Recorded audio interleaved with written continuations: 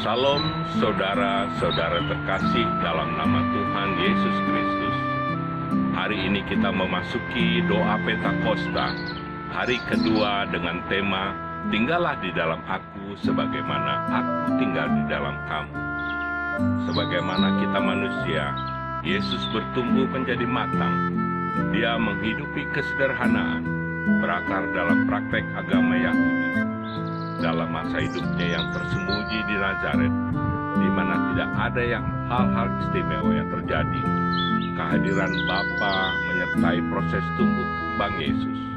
Maria merenungkan tindakan-tindakan Allah dalam kehidupannya dan dalam pertumbuhan anaknya. Dia menyimpan semua perkara ini dalam hatinya. Secara bertahap, Maria memahami misteri Kristus. Kita juga membutuhkan proses pematangan yang biasanya membutuhkan waktu yang panjang, bahkan seluruh hidup kita. Proses di mana kita menyelami kedalaman kasih Kristus, membiarkan Dia tinggal di dalam kita dan kita di dalam Dia.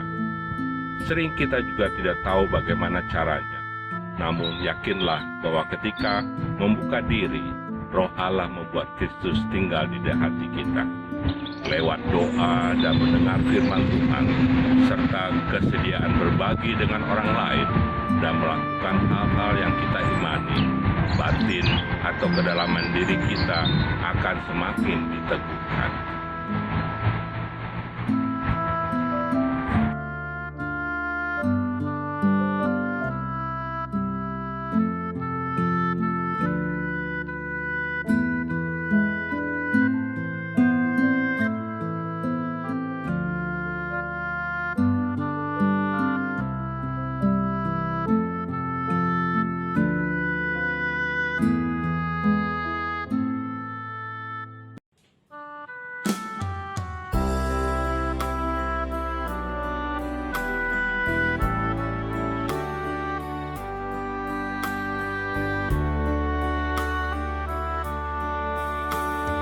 Tinggallah dalam Yesus, jadilah muridnya.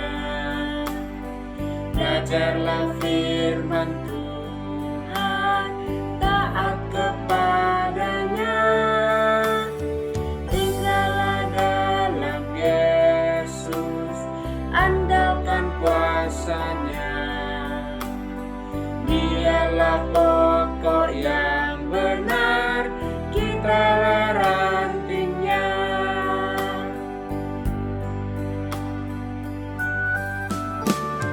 Kita sebagai ranting pasti berbuahlah, asal dengan setia tinggal di dalamnya. Tinggallah dalam Yesus, muliakan namanya. Hidup berlimpah kurnia hanya di dalamnya.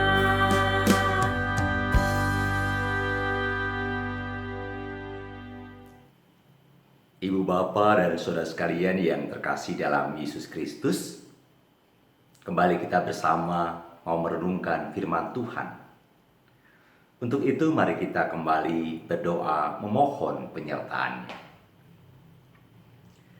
Bapa kami yang di surga, kami datang padamu ya Bapa pada kesempatan ini untuk kami menaikkan syukur kami. Terima kasih Tuhan dengan segala berkat-Mu di dalam kehidupan kami yang sudah menghantarkan kami dengan selamat.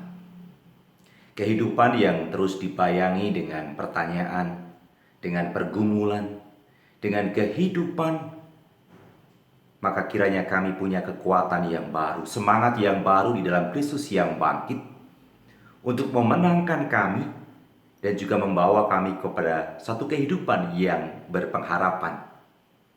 Bapa dalam surga, firman-Mu menyapa kami. Untuk itu kami mohon penyertaan-Mu di dalam kami merenungkan firman-Mu itu, agar kami kembali dikuatkan dan diteguhkan. Ini doa kami di hadapan-Mu yang kami naikkan dalam satu nama, Tuhan kami, Yesus Kristus. Amin. Firman Tuhan berdasarkan Kitab Yohanes pasal 15 ayat yang ke-4a. Injil Yohanes pasal 15 ayat 4a. Saya bacakan bagi kita sekalian. Tinggallah di dalam aku dan aku di dalam kamu. Sekali lagi, tinggallah di dalam aku dan aku di dalam kamu.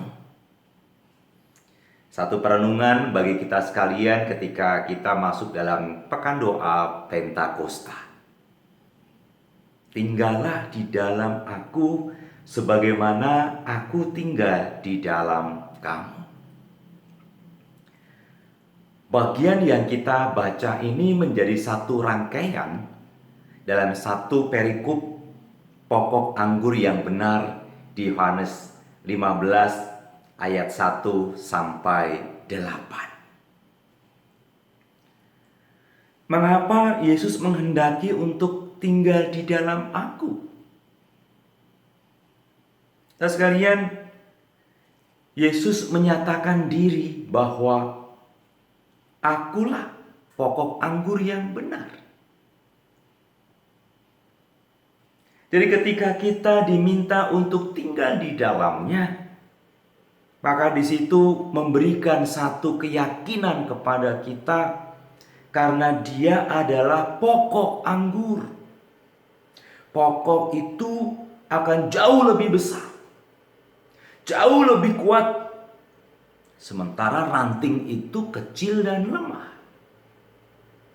Memberikan jaminan bagi setiap persoalan yang dihadapi oleh kita sebagai ranting.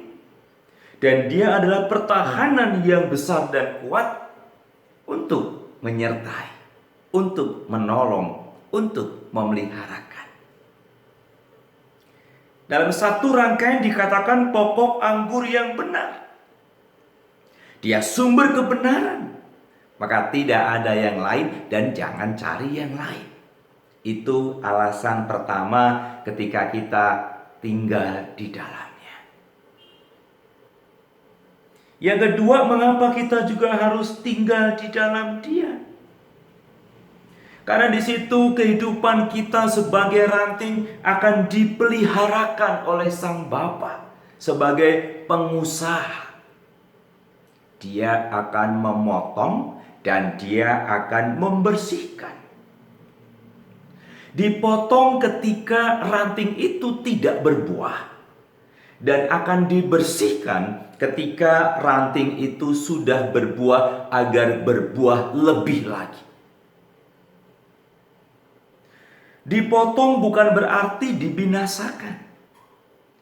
Kita tidak fokus kepada sisa potongan itu yang terjatuh atau terbuang. Tetapi kita melihat pada ranting yang masih melekat pada sang sumbernya tadi. Yang kemudian akan muncul tunas baru. Tunas pertobatan. Sehingga tidak ada yang dibinasakan sebelum diberi kesempatan untuk melangsungkan kehidupan yang berdampak dan lebih baik lagi. Sementara jika dibersihkan adalah bicara tentang kualitas. Agar buah itu bisa lebih besar, bisa lebih bermutu atau berkualitas, lebih banyak lagi. Sehingga jangan berpuas diri, jangan bilang cukup ketika kita berkarya di dalam Tuhan. Ada yang lebih dan lebih lagi yang diminta dari setiap kita. Yang ketiga, kenapa harus tinggal di dalam aku, kata Yesus. Karena kamu akan berbuah. Sang pokok sumber kehidupan itu, Dia akan mengalirkan segala energi, potensi, daya kepada sang ranting. Pokok itu mempercayakan baik talenta, karunia, anugerah kepada setiap umatnya untuk pada akhirnya ranting-ranting itu berbuah, menghasilkan yang baik. Tapi ya syaratnya itu. Ada bagian yang harus kita kerjakan agar kita memberi hasil atau berbuah bagi Kristus. Yang keempat, kenapa harus tinggal di dalam aku? Karena di luar aku, kamu tidak dapat berbuat apa-apa. Kalau buah itu bisa muncul di ranting bukan oleh karena ranting yang mengupayakan, mengusahakan, tetapi pokok adalah sumber utama yang memberikan segala potensi, energi, talenta, karunia, sehingga ranting itu berbuah. Jadi, jangan sombong dengan segala yang ada pada diri kita. Karena di luar Dia, kita tidak dapat berbuat apa-apa. Yang kelima, ketika engkau di luar aku, maka kamu akan kering dan dicampakkan. Tidak ada yang bisa kita hasilkan dari kekuatan kita sendiri sebagai manusia berdosa. Manusia duniawi. Yang ada adalah satu kehidupan yang membawa kita kepada semakin jauh dari rancangan Allah. Dengan ide-ide kita, dengan pemikiran kita, dan jalan hidup kita sendiri. Maka di situ hampa, kering, di luar Kristus. Kenapa harus di dalam aku? Karena situ katakan, kamu akan menerima berkat. Segala kebaikan Allah dinyatakan, disalurkan, dipercayakan. Membawa kita pada satu kedudukan sebagai mandataris Allah. Atau bahasa lainnya adalah kawan sekerja Allah. Yang dipakai dan dipercayakan untuk mengelola segala sumber kehidupan tadi, untuk mendatangkan kebaikan bagi kehidupan. Dan pada akhirnya, ketika kita menghasilkan buah yang baik, berkarya bagi Tuhan, maka di situ Bapa dimuliakan. Alasan-alasan tadilah yang membawa kita kenapa kita mesti harus tinggal di dalam aku. Akunya huruf besar. Dan sekalian, masalahnya adalah apakah kita bersedia tinggal di dalam Tuhan? Jangan hanya sekedar lihat buahnya, hasilnya, karyanya. Tetapi di situ ada satu konsekuensi. Ketika kita sebagai ranting yang harus berbuah bagi Kristus, maka ada satu bagian yang dikatakan menjadi semacam konsekuensi, komitmen, ya, tanggung jawab selaku orang percaya. Yang pertama adalah syarat pokok nih, ya, syarat wajib. Kita harus menempel erat kepada sang sumber pokok utama tadi, yaitu memiliki relasi yang intim dengan Tuhan dalam setiap kesempatan dan tetap atau permanen. Gak bisa kadang-kadang, gak bisa sesekali, satu saat tertentu dan lain sebagainya. Tapi harus punya komitmen tetap memiliki satu relasi yang intim dengan Tuhan. Apakah kita bersedia melakukannya untuk itu? Yang kedua, apakah kita juga bersedia untuk dibersihkan, dikoreksi, ditegur, dinasehati, dibentuk? Dan semuanya itu tidak instan, tidak mudah, dan kadang bisa tidak enak. karena harus bisa tahan uji. Dari setiap proses yang sedang berlangsung dalam kehidupan kita itu untuk tujuan yang baik, tujuan yang mulia, memuliakan Bapa di surga. Ketiga, bersedia enggak kita menjadi kawan sekerja Allah? Kawan sekerja tidak boleh mengkhianati. Kawan sekerja harus setia. Kawan sekerja harus bisa dipercaya untuk mengemban tugas yang mulia.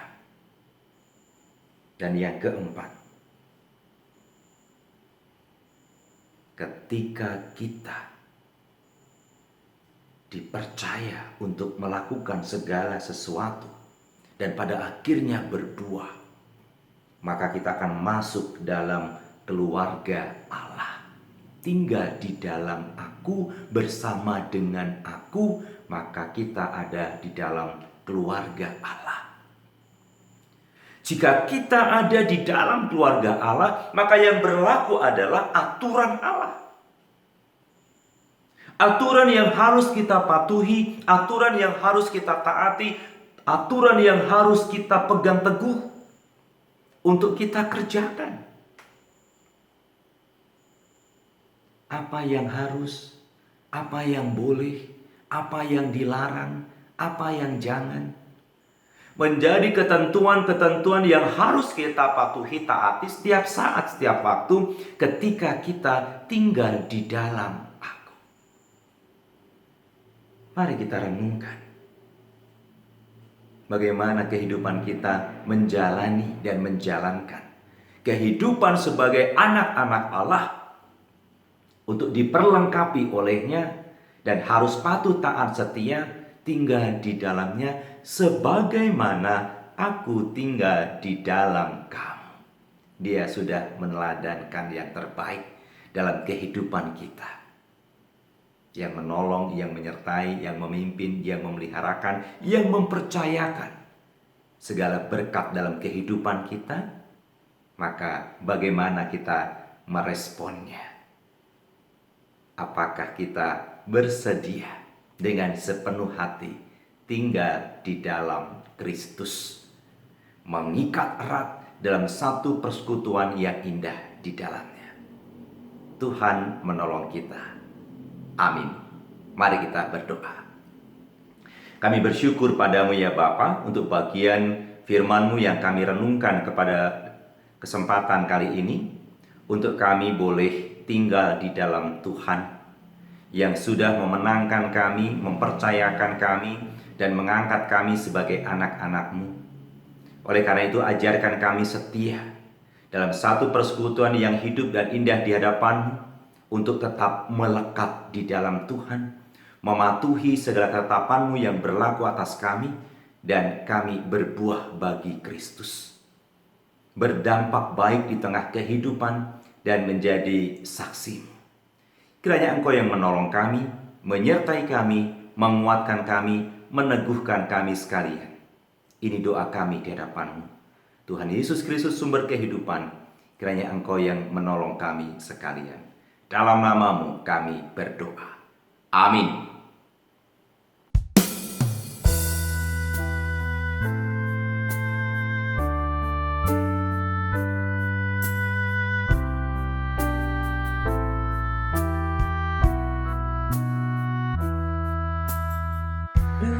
Datanglah ya Roh Kudus, nyalakan api cinta kasih